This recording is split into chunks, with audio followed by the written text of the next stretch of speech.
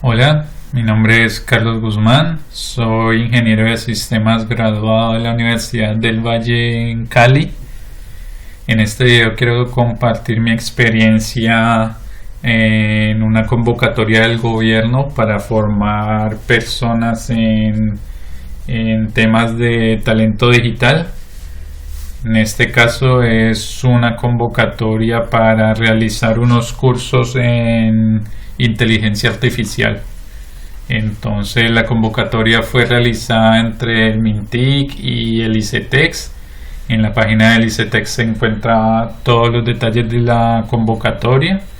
Se tiene el documento legal expedido por el gobierno con todos los requisitos, los detalles, los beneficios, las obligaciones que se adquieren con esta convocatoria. Pero aquí en la página está todo más resumido y es más fácil de entender y seguir. Entonces la convocatoria era para ofrecer unos cursos en inteligencia artificial a través de unas plataformas virtuales. La convocatoria ofrecía 6 plataformas. Uno podía escoger en cuál de ellas quería matricularse y realizar los estudios. Cada plataforma ofrecía distintos cursos, todos relacionados con inteligencia artificial. En mi caso yo opté por Audacity, pero lamentablemente esta plataforma no siguió con el convenio y antes de poder iniciar los cursos tuve que cambiar a otra plataforma. Viéndolo en retrospectiva, no sé por qué escogí Platzi. Con esta fue que realicé los estudios. Pero bien, aquí en la página del ICETEX entonces encontramos toda la información de la convocatoria y todos los pasos y todos los requisitos que se necesitan para seguir la convocatoria.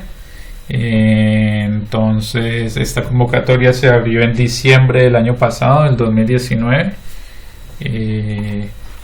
Uno aplicaba de manera virtual, todo el proceso lo hice de manera virtual. Aquí está el calendario para aplicar a la convocatoria. Entonces todos los formularios, todos los documentos que se necesitan se firman, se escanean, se envían a través de la plataforma del ICETEX. Entonces en ese sentido fue bastante sencillo aplicar a la convocatoria. Después de aplicar, en el primer paso es aplicar, y si uno es seleccionado entonces pasa al segundo paso, que es la legalización del crédito, ya que estas plataformas pues ofrecen estos cursos por X precio, y lo que hace la convocatoria es cubrir el precio de estos cursos. Entonces aquí en el proceso de legalización se envían otros documentos para legalizar el crédito con el ICETEX, ya que los cursos que ofrecen las plataformas pues tienen un costo, y la convocatoria lo que hace es ofrecer un crédito para cubrir el costo de estos cursos, y al finalizar todos estos estudios se tiene la opción de condonar el crédito, de tal manera que si se cumplen con los objetivos, entonces el crédito es perdonado, por así decirlo, y no es necesario pagarlo, es condonado. Entonces el proceso de legalización también, todo virtual, se firman los documentos, se escanean, se suben a través de la plataforma, y luego de un tiempo recibí el correo diciendo que todo estaba bien, que se había aceptado la línea de crédito, entonces que se pasaba al tema del desembolso, que ya cuando las personas de ICETEX se comunican con los de la plataforma para hacer el registro del estudiante. Entonces aquí fue cuando me avisaron que Audacity ya no estaba dentro del convenio, entonces que había que seleccionar otra.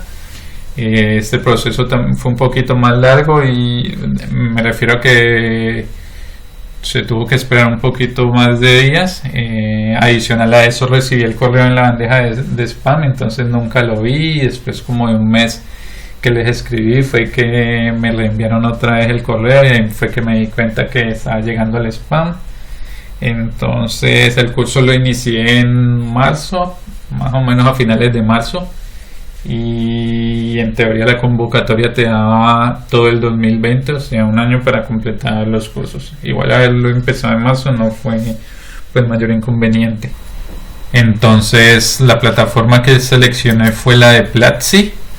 Estos son los cursos que venían promocionados junto a la convocatoria. En total son 5 cursos. Si uno ya tiene experiencia, o mejor dicho, si uno ya tiene fundamentos en programación, en fundamentos en matemáticas relacionadas a lo que es la programación, a la lógica matemática, entonces algunos de estos cursos son más que todo introductorios y no ofrecen mucho detalle, mucha profundidad en varios de los temas. Entonces, en el caso del primer curso de Python, es básicamente explican el lenguaje, explican qué es programar, explican pues algunos fundamentos de programación y te enseñan cómo a programar utilizando Python. Entonces en mi caso pues fue bastante simple. El segundo curso de Machine Learning aplicado con Python, este curso me gustó. En el profesor mostraba con ejemplos prácticos la utilización de las diferentes librerías que existen en Python para entrenar modelos de inteligencia artificial y de esta manera predecir datos. Entonces el curso fue bastante interactivo, el profesor mostró varios ejemplos, entonces este curso me gustó porque ya era ver cosas de inteligencia artificial aplicadas. El tercer curso de fundamentos matemáticos para inteligencia artificial, fue un curso teórico donde te explican las matemáticas detrás de los distintos modelos en inteligencia artificial. Casi no me gustó este curso, muy introductorios, prácticamente te van nombrando las distintas áreas de la matemática en las que se basan los modelos, pero no hay mucha profundidad en estos temas, y pues es lógico porque el curso pues es bastante limitado en cuanto a tiempo, tiene unas cuantas horas de duración que no dan para explicar todos estos temas en detalle. Entonces en mi caso me sirvieron porque fue recordar muchos de los temas que uno ve en la universidad. Entonces la mayoría de ellos se vieron en la universidad, entonces con este curso me ayudó a recordarlos. Pero para alguien que no tiene estos fundamentos, es decir, que no ha desarrollado esta carrera o que no ha estudiado previamente esto, pues realmente ver ese curso era bastante complicado, y el problema de la convocatoria es que estaba abierta para cualquier persona. Entonces personas que no tienen ese background en ingeniería de sistemas o en una tecnología de sistemas o un background en desarrollo de software, en matemáticas, entonces pues de pronto ver todo esto de manera explicada tan simple, pues de pronto los deja en la nube. Entonces este curso casi no me gustó. El cuarto curso fue el curso de inteligencia artificial con IBM Watson. Este curso me gustó bastante. Básicamente el profesor mostró cómo utilizar varios de los servicios de IBM Watson para construir un chatbot. Entonces IBM Watson ofrece varias herramientas de inteligencia artificial que están divididas como en 3 categorías. Una primera categoría donde los modelos están ya totalmente entrenados, entonces utilizando web services o librerías que provee la misma plataforma se pueden utilizar directamente enviándole los datos y obteniendo una respuesta. Entonces, por ejemplo, una de las herramientas es el Personality Insights, que recibe un texto y devuelve características de personalidad que tiene ese texto. Por ejemplo, la simpatía, la asertividad, si el texto es positivo. También ofrece preferencias de consumo que pueda detectar dentro del texto. Entonces en este servicio básicamente uno le pasa el texto y él ya te devuelve ciertos valores. La segunda categoría de servicios son los servicios semi-entrenados. Entonces, antes de utilizar estos servicios hay que pasar por un proceso de entrenamiento final.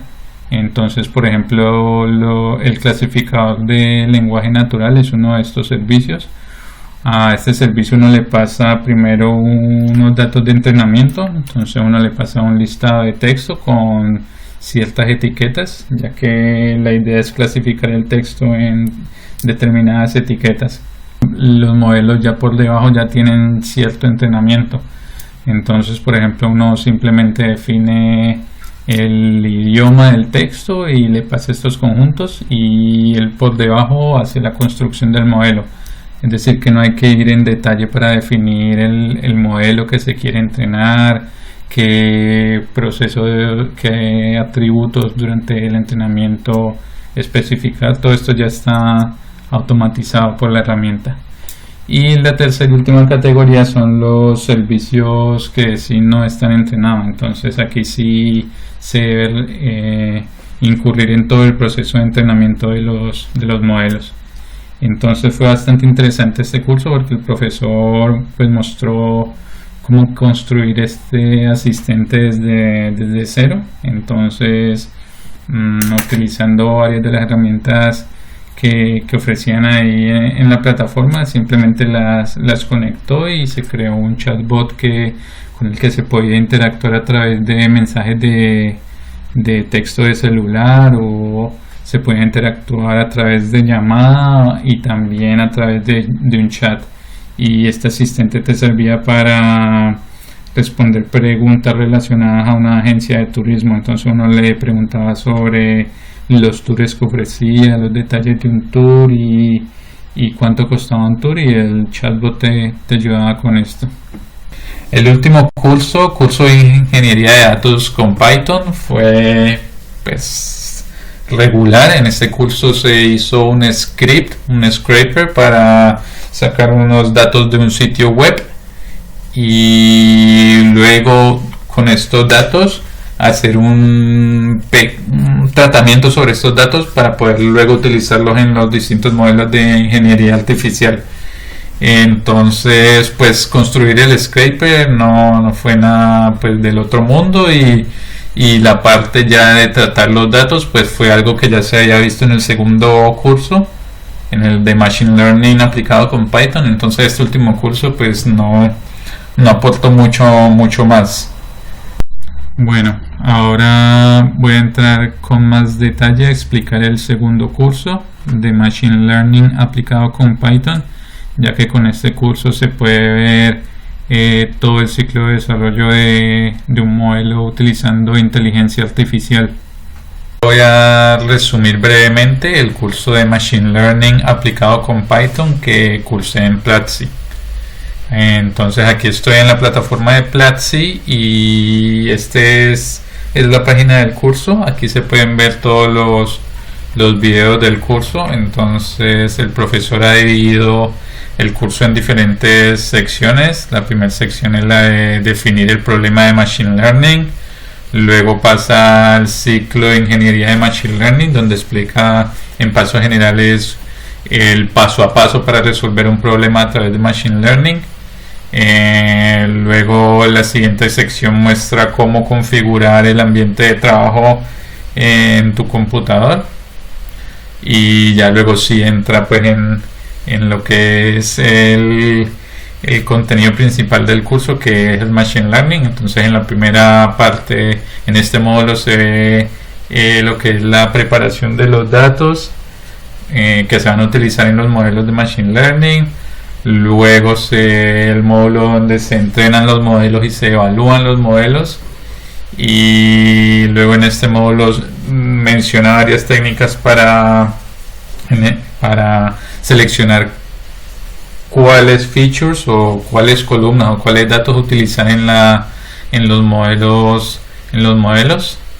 Y en esta última sección entonces nos da como más otras opciones o información más en detalle de diferentes modelos y de cómo evaluarlos. Entonces, en la primera parte del curso, que es donde se define el problema de Machine Learning, antes de abordar el problema, el profesor sugiere hacer unas preguntas para saber si es un problema que vale la pena ser resuelto con Machine Learning. Entonces, lo primero que hay que preguntarse es si el problema que se va a resolver es realmente un problema útil para resolver, si es algo que va a generar un beneficio. Luego preguntarse si hay soluciones más simples, diferentes a utilizar un enfoque con Machine Learning. Muchas veces un problema se puede resolver de forma determinística y es mucho más sencillo que entrenar un modelo para un tipo de estos problemas. Otra cosa que hay que preguntarse es cómo se puede medir el rendimiento del modelo, porque si se resuelve el problema con un modelo pero no se puede medir si lo que está dando como resultado el modelo es bueno o es malo, entonces pues tampoco es un enfoque que se va a utilizar en ese caso.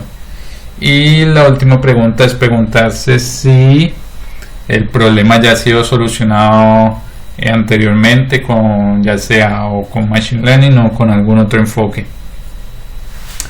Después de haber resuelto estas preguntas y tener claro de que es un problema que se puede abordar con Machine Learning, el profesor plantea otras preguntas adicionales para terminar de redondear o especificar de mejor manera en cómo se va a resolver el problema a través de Machine Learning. Entonces, una de las preguntas que hace es cuál es el beneficio y para quién se va a generar ese beneficio al resolver el problema, cuál es el objetivo del problema, es decir, si cabe en una de las 4 principales categorías, pero no las únicas en las que se utiliza Machine Learning, que son predecir un valor o predecir una etiqueta, agrupar elementos similares o optimizar un proceso con prueba y error.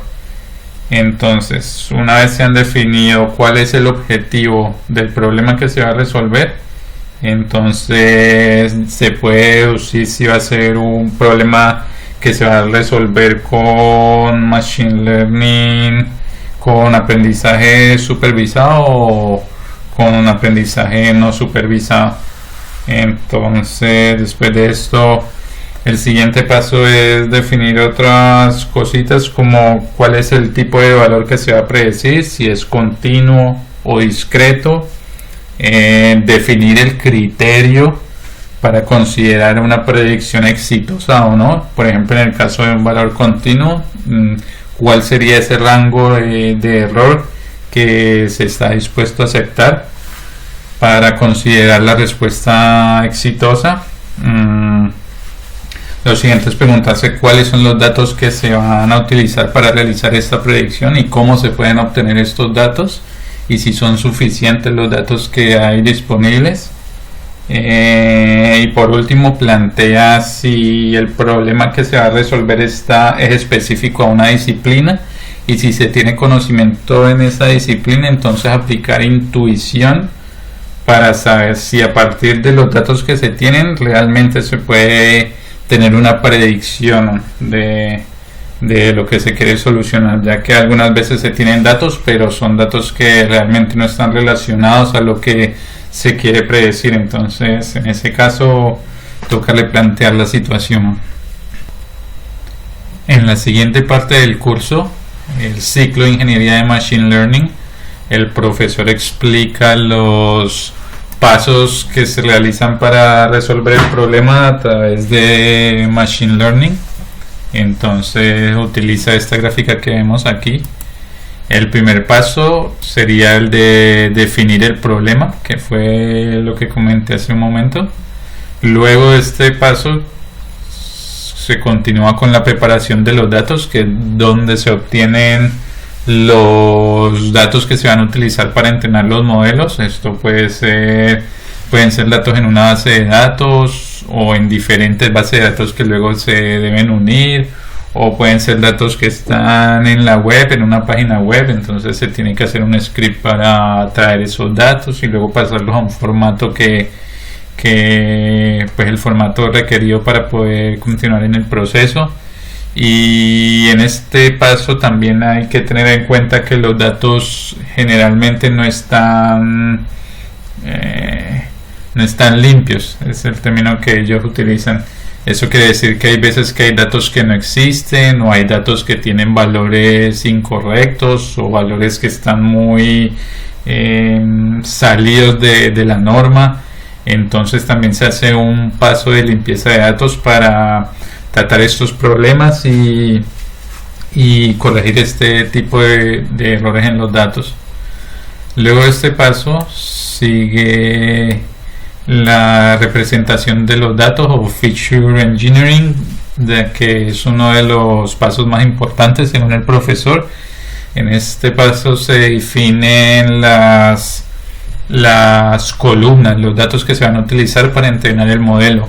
Entonces el profe dice que la selección de estas columnas es bastante importante, ya que afecta en el rendimiento del modelo para hacer las predicciones, para el score final de las predicciones. Entonces dice que muchos consideran este el paso más importante, y es donde está el arte del machine learning en el caso de definir estas columnas, que en algunos casos es del conjunto de datos que uno tiene, quitar algunas columnas o crear nuevas columnas a partir de las que ya se tienen, ya sean combinándolas de alguna u otra manera. Entonces es un paso que requiere también bastante tiempo, como el anterior, para ser desarrollado. El siguiente paso es el de modelamiento. Aquí es donde ya se selecciona el modelo que se va a entrenar y se entrena, y adicionalmente se hace una predicción de algunos datos para luego continuar con el siguiente paso, que es el de la evaluación.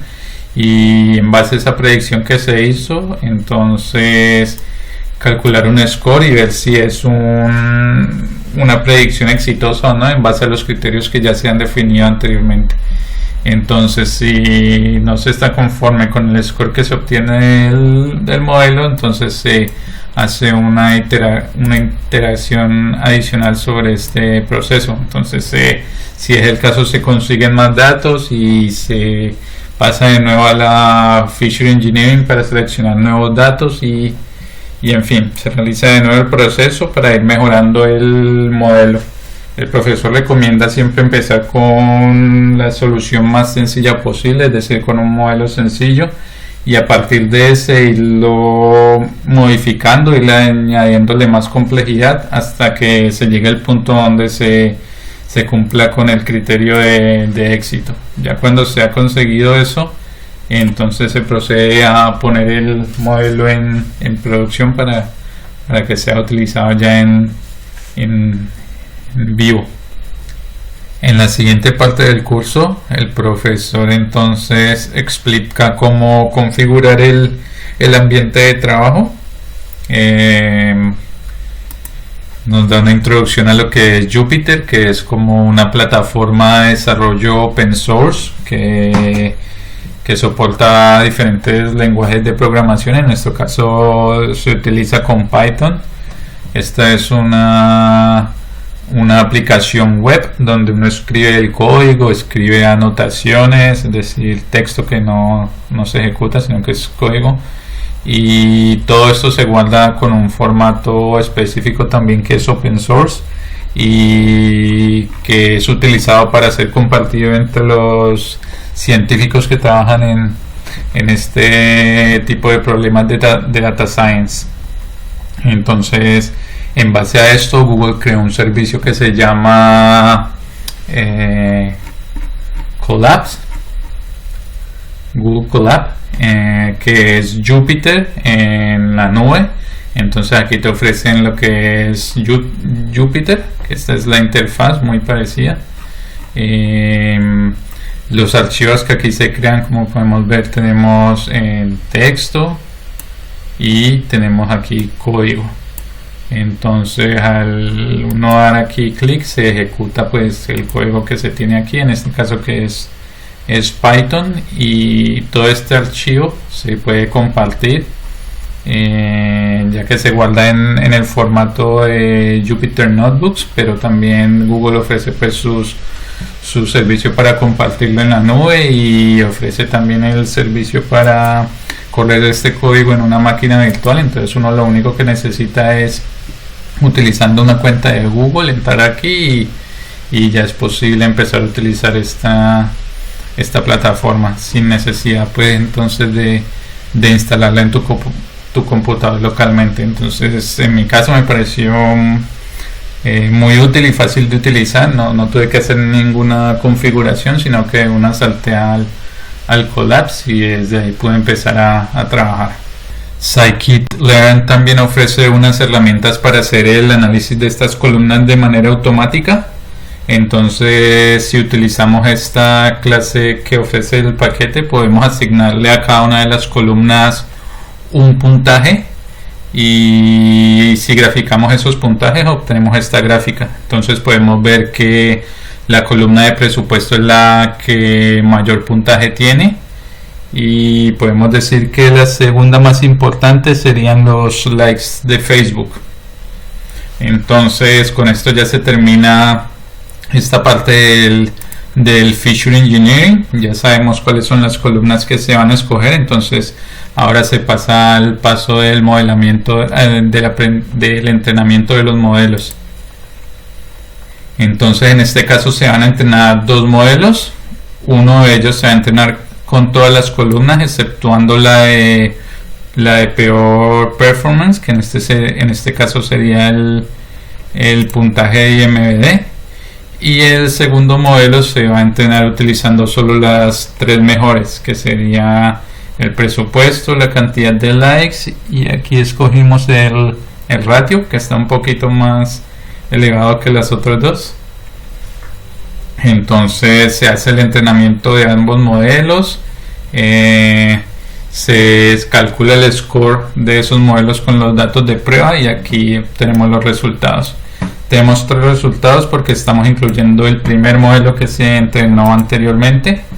Aquí vemos que el primer modelo tiene un score diferente al que mostré antes. Eso fue porque hice un arreglo con los datos que se estaba entrenando. Estaba incluyendo una columna que no debía.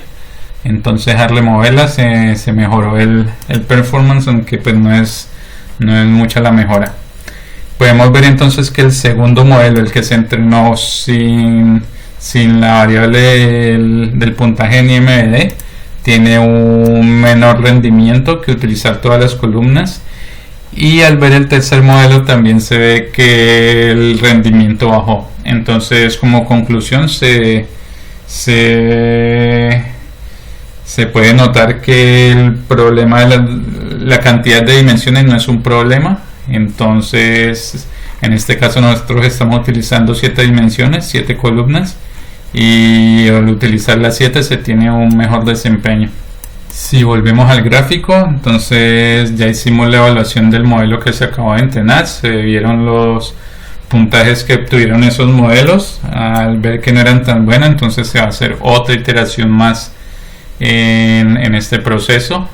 Entonces vamos de una aquí al Feature Engineering Again, y es lo que hacemos aquí entonces en la cuarta etapa.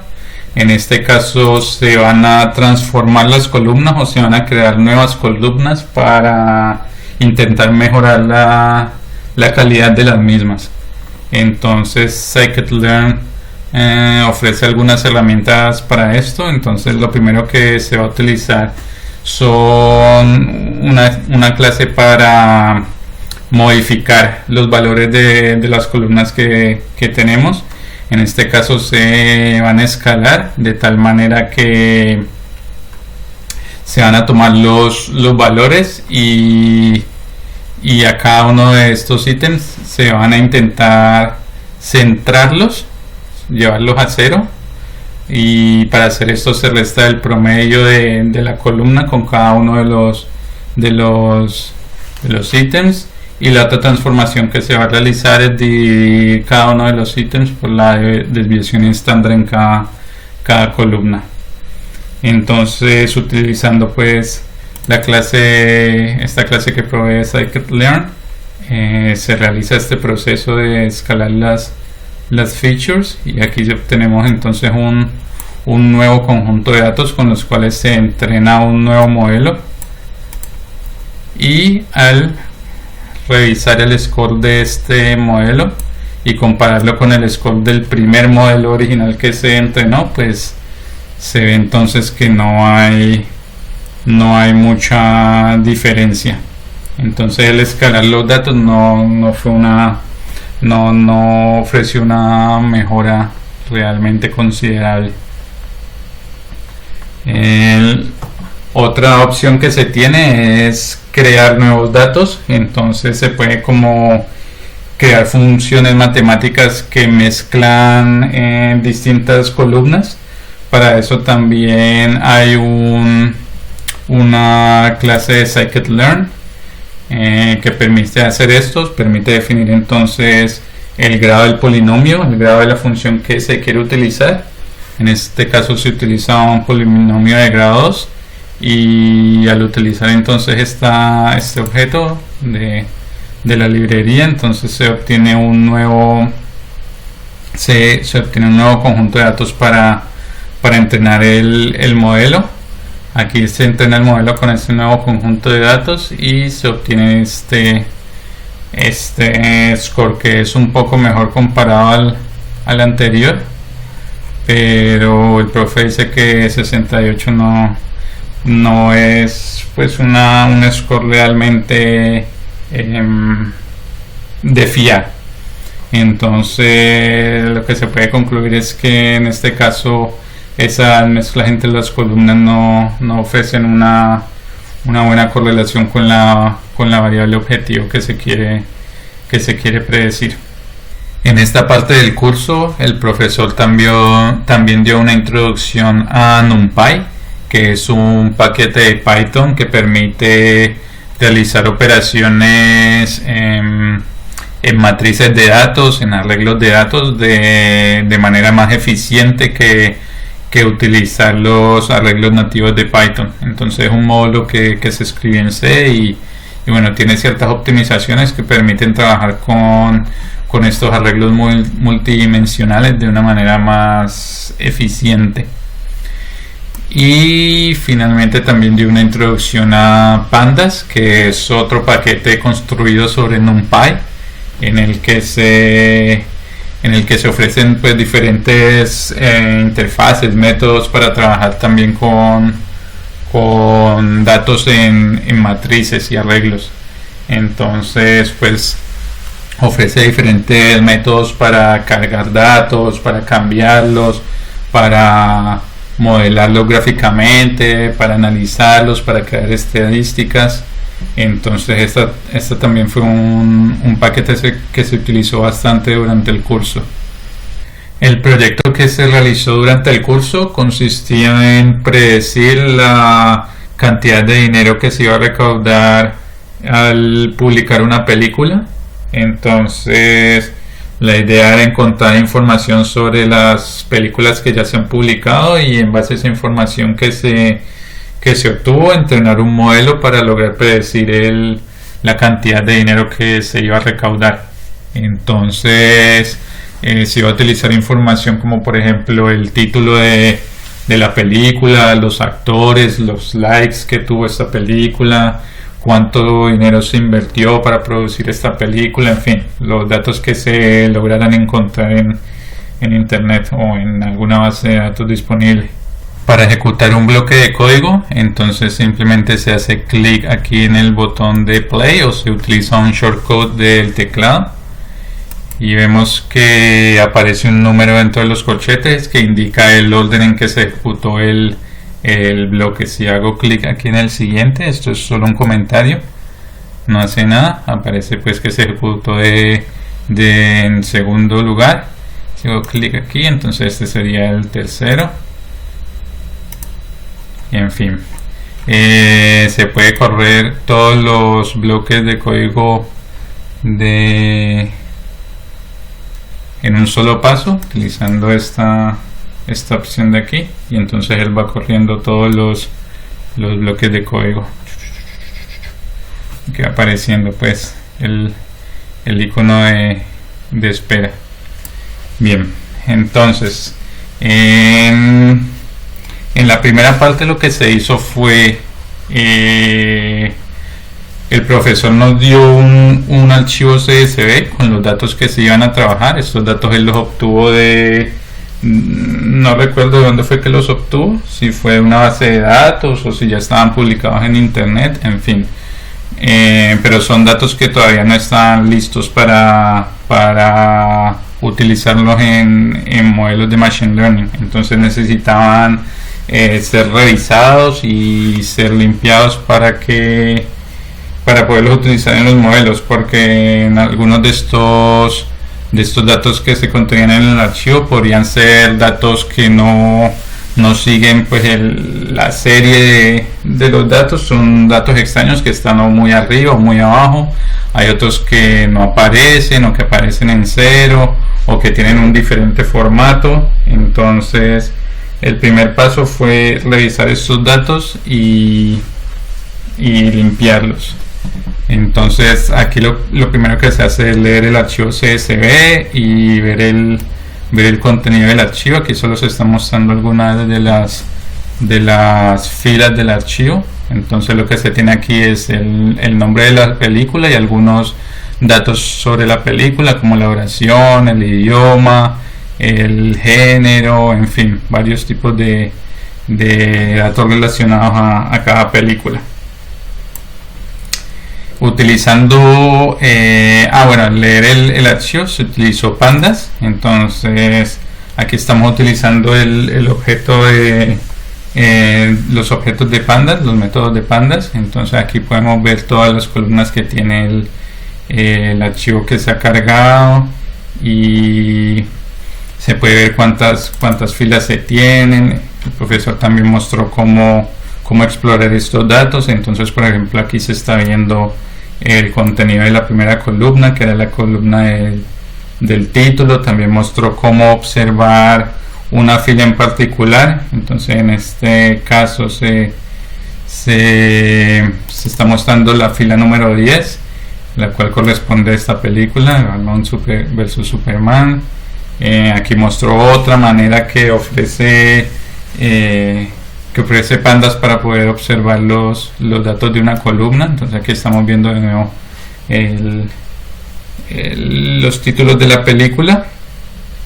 Luego, utilizando otros métodos, se puede explorar los tipos de datos que hay dentro de la matriz. Entonces, por ejemplo, podemos ver que el año de la película es un número, pero el título es un objeto string. Y así entonces observa cada uno de los tipos de datos que se tienen con este archivo. Luego, entonces, el siguiente paso es separar los datos entre los que son numéricos y los no numéricos. ¿Por qué? Porque en los modelos que se utilizaron durante este curso requerían que todos los datos fueran de tipo numérico. Entonces, en los siguientes pasos lo que se hace es separar los datos para obtener los numéricos únicamente.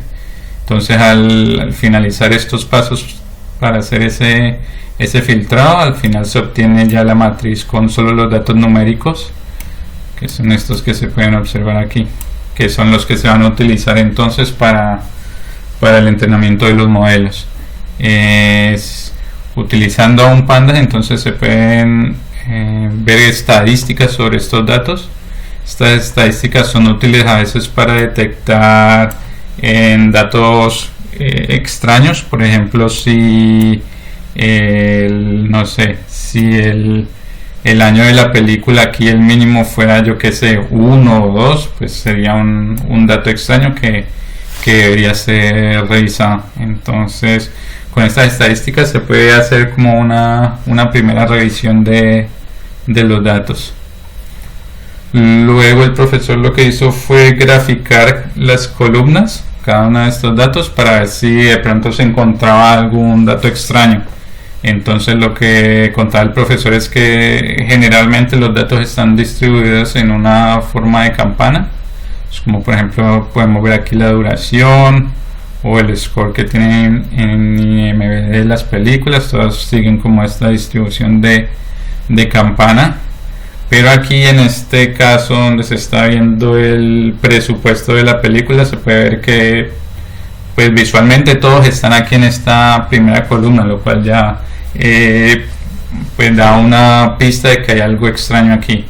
Entonces lo que no se puede ver es que aquí en estas otras columnas también hay valores, pero son tan pequeños comparados con esta columna de aquí que no son visibles. Entonces aquí el profesor lo que hizo fue observar si había algún dato en esta última columna, en estas últimas columnas, si había algún dato en estas últimas columnas. Entonces se revisó si habían películas con presupuesto mayor a 1.000 millones, o bueno, creo que 1.000 millones. Entonces se encontró que 6 de esas películas cumplían esta condición, y al revisarlas pues se observó que estas películas tienen el presupuesto en otro tipo de moneda diferente al dólar. Entonces eso hacía que los valores pues aparecieran tan lejos. Entonces el profesor consiguió otro archivo donde tiene las películas y estos presupuestos todos expresados en dólares. Entonces lo que se hizo es cargar ese nuevo archivo. Entonces aquí podemos ver que se tiene el presupuesto ya todo expresado en dólares, y también se tiene la columna de lo recaudado, que es lo que se quiere predecir en este problema, es lo que se quiere encontrar en este problema.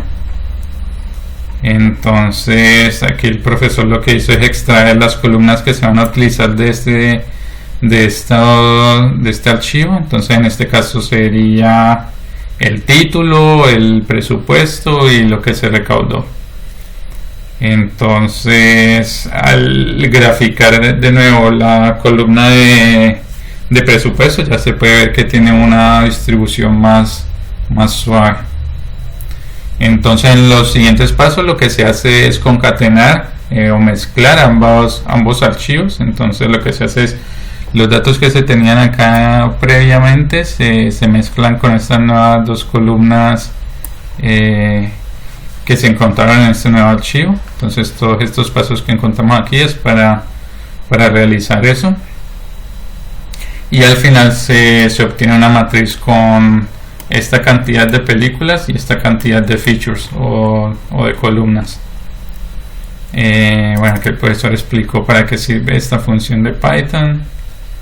Y bueno, aquí seguimos. Entonces el siguiente paso fue revisar qué valores eran nulos dentro de esta matriz. Entonces aplicando algunas funciones se puede observar que, por ejemplo, aquí el título de la película no hay ninguna fila que no tenga título, todos tienen valores, aquí está. Pero por ejemplo, si vamos aquí al año, hay algunas películas que tienen un null para el campo de año. Lo mismo para el ratio, la duración, bueno, y otros así. De la misma manera también se revisó cuáles valores eran 0. Entonces, por ejemplo, en el caso de título no hay ningún valor que fuese 0, pero aquí en el caso de lo que se recaudó sí hay algunos valores que son 0, y generalmente estos valores que son 0 tienen el mismo significado que un null. Entonces, bueno, depende de la columna, ¿no? Pero por ejemplo aquí en el caso de lo recaudado se podría considerar que esto es como un null. Luego lo que se hace es una matriz para identificar cuál cuáles campos dentro de las películas son válidos y cuáles no. Entonces cuando tenemos aquí un false, significa que este valor es un 0 o es un null, y esto nos va a ayudar a identificar entonces cuáles películas están completas y cuáles no. Entonces si vemos aquí, tenemos aquí 3.408 películas que tienen todos los datos completos, mientras que el resto no tiene algún dato nulo o 0. Entonces para el caso de lo recaudado, que es la variable objetivo, lo que se quiere predecir, en este caso si se tiene un 0 o un nulo, esta es una fila que toca descartarla, ya que no hay técnica pues para arreglar este dato. Entonces en este caso sí se descartan estas películas. Pero en los otros casos se pueden utilizar técnicas como utilizar un promedio o una media. Entonces aquí utilizando scikit-learn, que es otro paquete de Python que ofrece distintas funciones, objetos para realizar machine learning. Entonces tiene algunas herramientas para reemplazar estos datos faltantes con otros tipos de datos.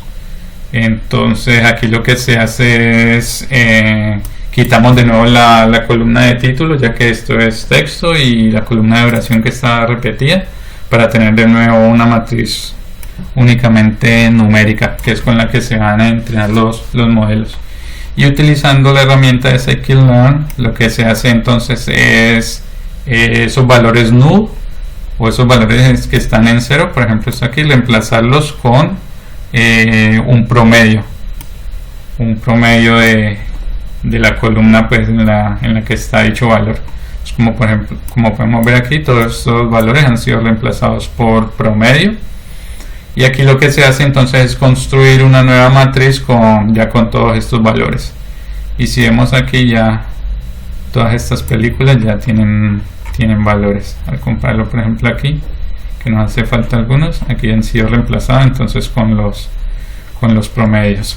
Si vamos entonces al gráfico del proceso de Machine Learning, vemos que ya terminamos este paso de la preparación de los datos, ya hicimos la limpieza de los datos y estamos listos para ir al siguiente paso, que es el de la representación de los datos o Feature Engineering. Aquí es donde escogemos cuáles son las columnas que se van a utilizar en el entrenamiento del modelo.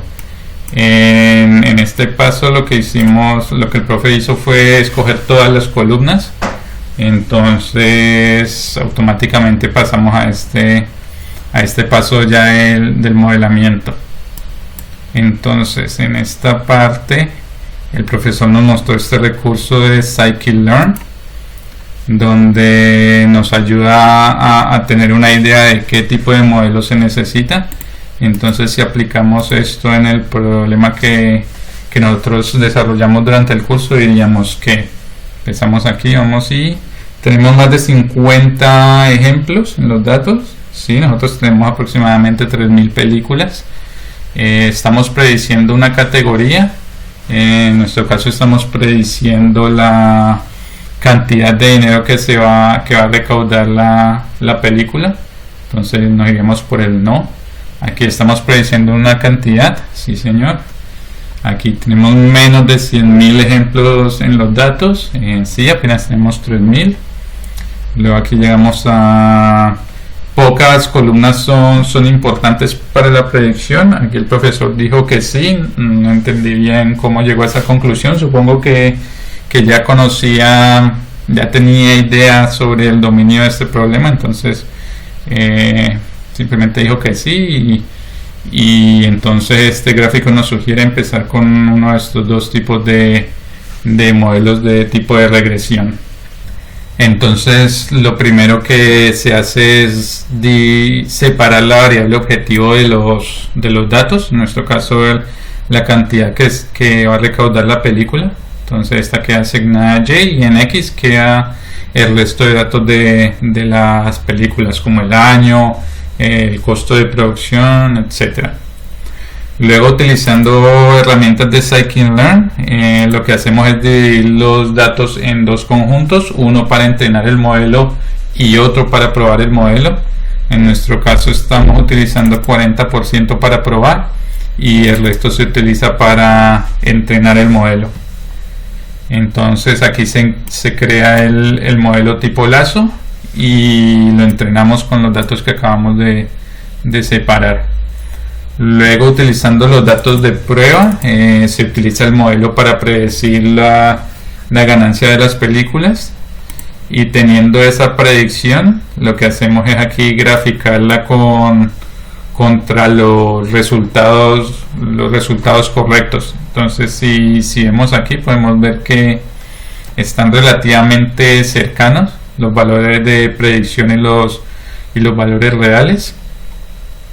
El modelo tiene un método para calcular el score, que es como el desempeño del modelo. En este caso tenemos un 58%. Entre más cercano a 1 mejor, significa que el modelo tiene una mayor asertividad. En este caso es del 58%. Entonces lo que se hace a continuación es revisar ese error que tiene el modelo. Entonces aquí lo que se hace es calcular la diferencia entre lo que se predijo y el valor real que debía haberse predicho, y se grafica ese error. Entonces, entre más cercano a 0 estén los puntos, mejor, lo cual significaría que no hay error, pero aquí podemos ver que hay varios puntos que se van alejando de 0, y el profesor decía que si se formaban patrones lejanos a 0, pues era un claro indicador de que el modelo no está haciendo bien su trabajo. Entonces aquí se procede a seguir graficando este error. Aquí se utiliza otro tipo de gráfico, pero no permite observar bien la diferencia. Entonces luego se cambia a una escala logarítmica para de nuevo ver cómo los puntos se distribuyen, y los puntos me refiero al error de las predicciones, y ver cómo se van alejando de 0. Si volvemos al gráfico, entonces vemos que ya hicimos la parte de entrenar el modelo y realizar una predicción, y se hace la evaluación de esa predicción para evaluar qué tan grande es el error. Al ver que el error fue el 58%, entonces se va a repetir este proceso. En este caso no se están consiguiendo más datos, se va a trabajar sobre los mismos datos, pero entonces ahora aquí en el paso del Feature Engineering se va a hacer una mayor exploración, una mejor selección de los datos que se van a utilizar para entrenar el modelo. Entonces, en esta tercera etapa lo que se va a hacer es reducir las dimensiones o reducir la cantidad de columnas que se van a utilizar para entrenar el modelo. Entonces lo que se quiere es intentar escoger las mejores columnas de tal manera que se mejore el performance del modelo. Entonces lo primero que se hace es utilizando esta herramienta de pandas, este método del data frame, se puede ver la correlación que hay entre las columnas. Entonces este método crea esta matriz donde podemos ver que la diagonal pues es 1 porque hay correlación total entre la misma columna, y se puede ver que es una matriz simétrica, es decir que el año tiene esta correlación con el presupuesto, pero si se ve del otro lado también se puede ver que tiene el mismo valor. Entonces entre más cercano a 1 pues mayor correlación. Aquí lo que hacemos es utilizando esta librería de Python, Seaborn, que sirve para graficar datos estadísticos. Entonces se crea esta matriz de correlación. Aquí podemos ver que entre más claro el color de la celda pues mayor correlación. Entonces podemos ver que los que están más oscuros son los que tienen menos correlación entre sí. Entonces se podría decir que la duración y el año casi no tienen correlación, lo cual puede ser bueno para el modelo, ya que si se tienen columnas que representan diferente tipo de cosas, pues puede ayudar a mejorar el desempeño del modelo, según el profe. Entonces aquí cogemos el modelo y revisamos los coeficientes. El modelo de regresión lo que hace es crear una fórmula matemática y asignarle unos pesos a cada una de estas columnas. Entonces esos pesos, coeficientes que se utilizaron para cada una de estas columnas son estos que vemos aquí. Y lo que hacemos es normalizar estos pesos y graficarlos para tener una mejor idea de cuáles de las columnas tienen una mayor importancia en la predicción. Entonces, si nos basamos en esta gráfica, podríamos decir que el puntaje en IMDb, el ratio de la película y el año podríamos decir que son las tres columnas más importantes a la hora de hacer la predicción en el modelo que se había entrenado anteriormente. Si seguimos aquí, ahora lo que se hizo fue adicionar la variable objetivo al data frame, a la matriz que se utilizó para entrenar, y utilizando de nuevo la librería se creó varios gráficos de correlación entre las columnas y la variable objetivo. Bueno, aquí muestra entre todas las columnas realmente, pero lo que nos interesa es esta, la última fila, que es la fila de la variable objetivo. Entonces, si vemos aquí cada una de las gráficas, el profe dice que lo que se busca es tener como una diagonal, que sería como lo ideal. Entonces, si vemos en cada una de estas gráficas, la que tiene un poquito mayor de tendencia a hacer una diagonal es esta de aquí, que es el presupuesto de la película. Entonces el profe dice que esta podría ser de las variables más importantes a la hora de predecir la variable objetivo. Entonces lo que se hizo a continuación fue tomar este presupuesto y agruparlo en rangos. Se agrupó en 8 rangos y se agregó como una nueva columna aquí al data frame, y luego se graficó de nuevo, pero añadiendo una nueva dimensión al gráfico, que son estos colores que representan estos rangos que se añadieron. Entonces, si se revisa de nuevo, se puede ver aquí que la columna del presupuesto, los rangos están divididos pues de manera bastante clara. En cambio, en estos se ve que están un poco más mezclados. Por ejemplo, aquí no se puede distinguir dónde están la diferencia entre los de amarillo y verde. Entonces esta es otra muestra de que esta puede ser una variable importante a la hora de predecir. Si se vuelve a crear el gráfico de correlación, pero esta vez incluyendo la variable objetivo, la de cuánto se recaudó, entonces podemos ver que tiene una mayor correlación el presupuesto que el resto de columnas con respecto a la variable objetivo. En este caso, este gráfico está pintando de color más oscuro la mayor correlación. En la siguiente parte del curso, el profesor lo que hizo fue explicar cómo automatizar un poco el proceso de selección y entrenamiento de los modelos.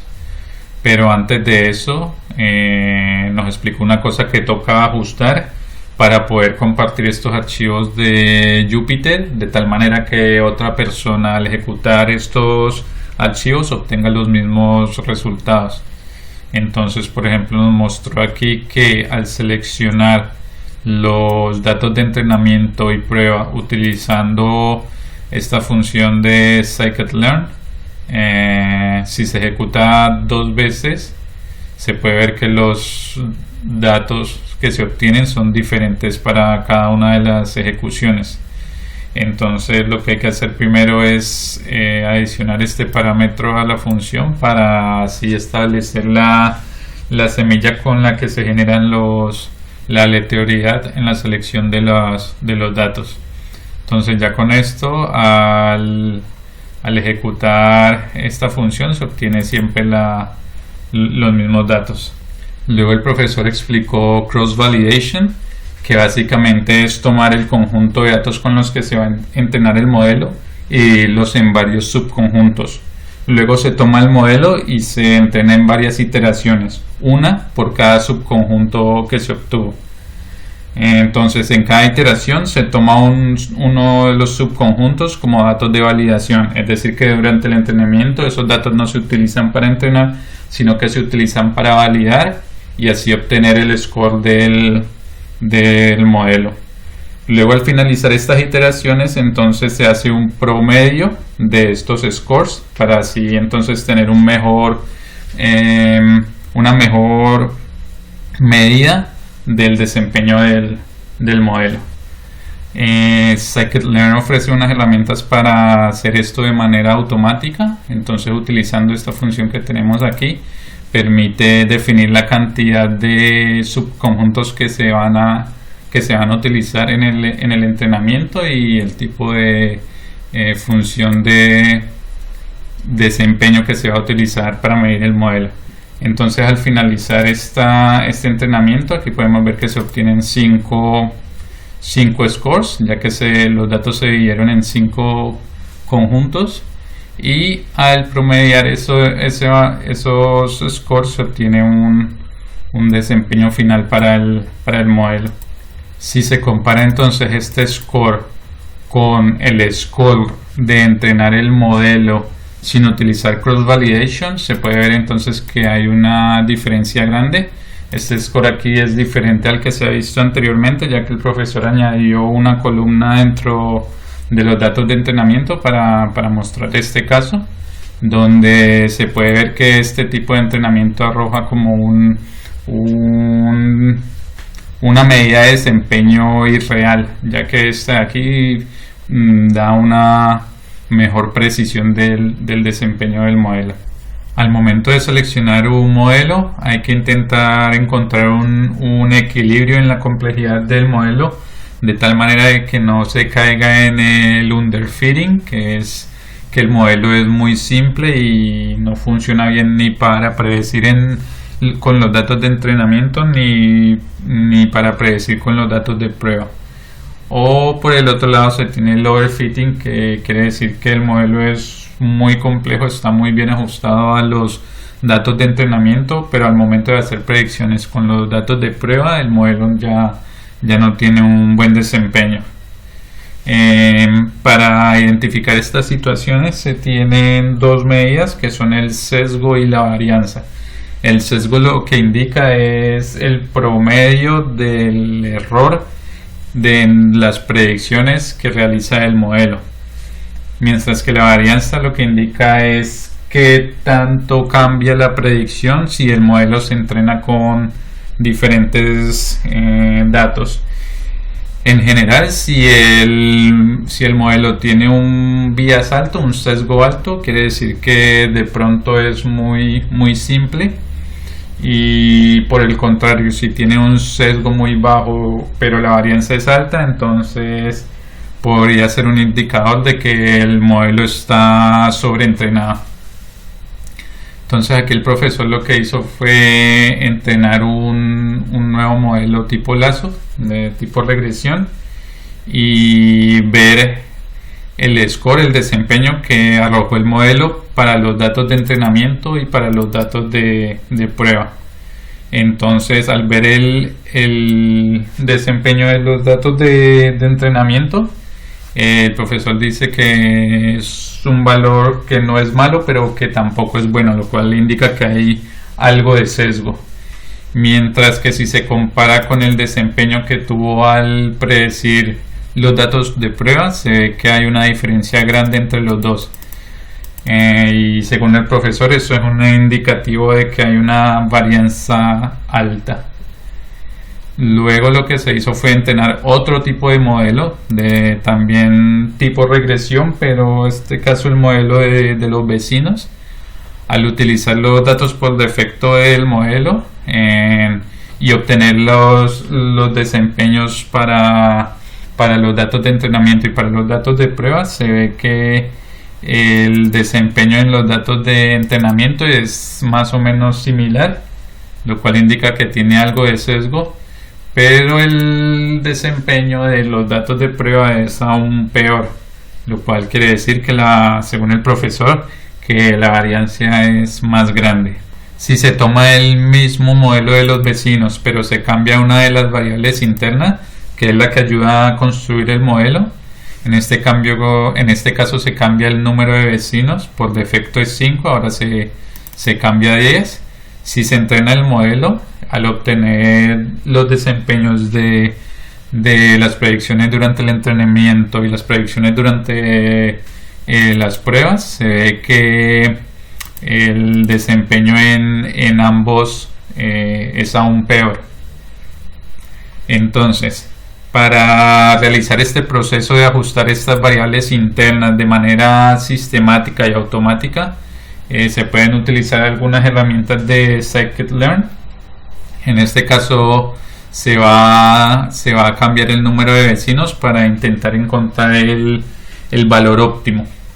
Entonces lo primero que se hace es construir la lista de valores que se quiere utilizar para esa variable. En este caso la cantidad de vecinos. Aquí vamos a probar por ejemplo con 2, 4, 6, 42, 48 vecinos. En fin, con todos estos valores se va a probar. Entonces, utilizando las herramientas de scikit-learn es posible entrenar varios modelos y utilizar cada uno de estos valores como parámetro al realizar el entrenamiento. Entonces, si se utiliza esta función, se obtienen entonces los valores de entrenamiento y los valores de prueba. Si por ejemplo se ven los valores de entrenamiento, aquí se puede observar que hay 5 columnas, ya que se utilizó un cross validation de 5. Entonces para cada uno de los grupos se tiene un desempeño, y cada una de las filas es el modelo entrenado con cada uno de estos valores. Entonces, si se halla el promedio de cada una de las filas, es decir, el promedio de cada modelo, se tiene este nuevo arreglo. Entonces, si se toman los promedios de entrenamiento para cada uno de los modelos y se grafican junto a los promedios de los rendimientos al hacer las pruebas de cada uno de los modelos, se tiene una gráfica de este tipo. En este caso el eje Y indica el score el performance del modelo, y el eje X es la cantidad de vecinos que utiliza el modelo. Entonces se puede ver una tendencia de que entre más vecinos se utilizan, peor es el desempeño del modelo, y aproximadamente con 6 vecinos se obtiene el mejor desempeño del modelo para los datos de prueba. Scikit-learn también ofrece unas herramientas para ver cómo el modelo va mejorando durante el entrenamiento. Entonces, si se utiliza esta función de la librería, se puede obtener los datos como la cantidad de datos que se han utilizado para entrenar el modelo, el desempeño del modelo para esta cantidad de datos, y también el desempeño del modelo al validarlo con los datos de prueba. Entonces, al graficar todos estos datos, se obtiene una gráfica de este tipo, donde la línea azul es el score de entrenamiento y la naranjada es el score con los datos de prueba. Aquí al comienzo el modelo es muy malo, entonces no permite ver bien lo que pasa aquí en la parte final del modelo. Si se quita esta parte inicial de la gráfica, se puede ver una gráfica ya un poco mejor.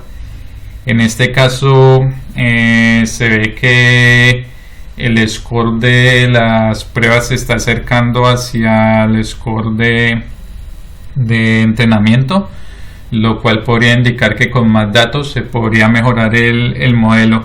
Si se tiene una gráfica donde el score de pruebas es más bien como una asíntota hacia el score del entrenamiento, entonces ahí en ese caso se podría concluir que así se entrena el modelo con más datos, no va a haber mucha mejora. En esta parte del curso el profesor nos mostró algunos modelos basados en árboles de decisión. Entonces aquí se entrenó un modelo lineal de árbol de decisión, y Scikit-learn tiene también unas herramientas para ver la estructura interna de este tipo de modelo. Entonces en los modelos de árboles de decisión se tiene que la predicción se hace a partir de seguir un camino que va cumpliendo ciertas condiciones. Entonces al graficar este árbol se tiene aquí como los nodos de este árbol, donde en la caja aparecen las condiciones, y dependiendo de si cumple o no esas condiciones, entonces se va redireccionando la predicción. Otro ejemplo que nos dio fue el modelo Random Forest, que lo que hace es crear varios submodelos en el interior de este modelo, y cada uno de estos submodelos interiores son entrenados con datos diferentes, es decir que el conjunto de datos de entrenamiento se divide de manera aleatoria, y con estas divisiones se entrenan cada uno de estos modelos. Otra cosa a notar aquí es que cada uno de estos modelos también utiliza features diferentes que son seleccionadas aleatoriamente. Entonces al momento de realizar la predicción, lo que hace este modelo es sacar un promedio de cada uno de estos árboles, y ese sería la predicción final del modelo. Entonces aquí lo que se hizo fue entrenar este modelo con los mismos datos que se entrenó el modelo anteriormente, el lazo, y se ve que tiene aquí un mejor desempeño.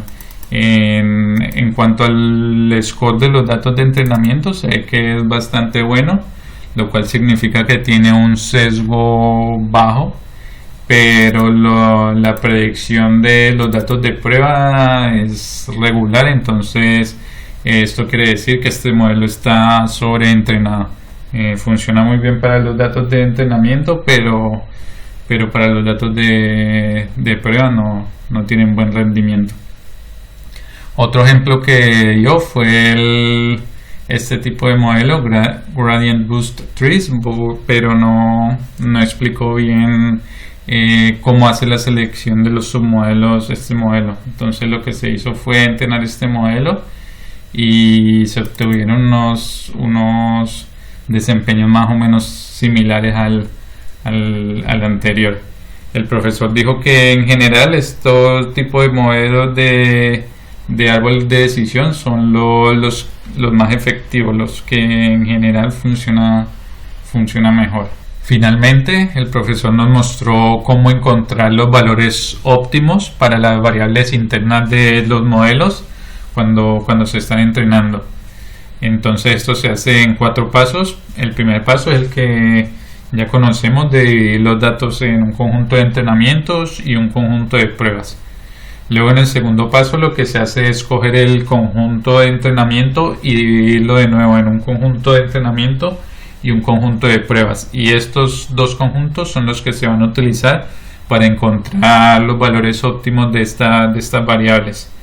Entonces, utilizando estos dos conjuntos se realiza el entrenamiento del modelo y se mide el desempeño, y entonces se busca cuál modelo es el más efectivo, y cuando se encuentra entonces se toman los valores de las variables que se utilizó para ese modelo.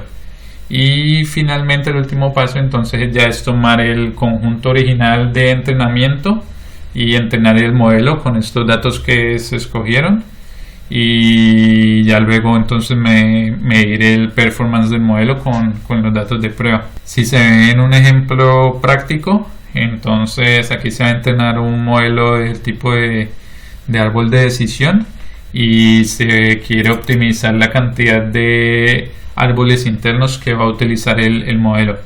Entonces, en este caso solo se va a optimizar esta variable, pero se pueden optimizar varias variables al tiempo. Aquí se toman los valores que se quieren probar y utilizando, aquí se crea el modelo del tipo de árbol de decisión, en este caso un gradient boosting regressor. Aquí el profesor ya tenía convenientemente algunas variables ya optimizadas, y utilizando esta herramienta de la librería de scikit-learn, entonces es posible hacer este procedimiento de la búsqueda automática, de la optimización automática de esa variable. Entonces lo que se hace es entrenar el modelo, y al final este modelo nos arroja cuál es el valor óptimo para la variable, en este caso el número de árboles, y arroja el score del modelo utilizando esa cantidad de árboles internos.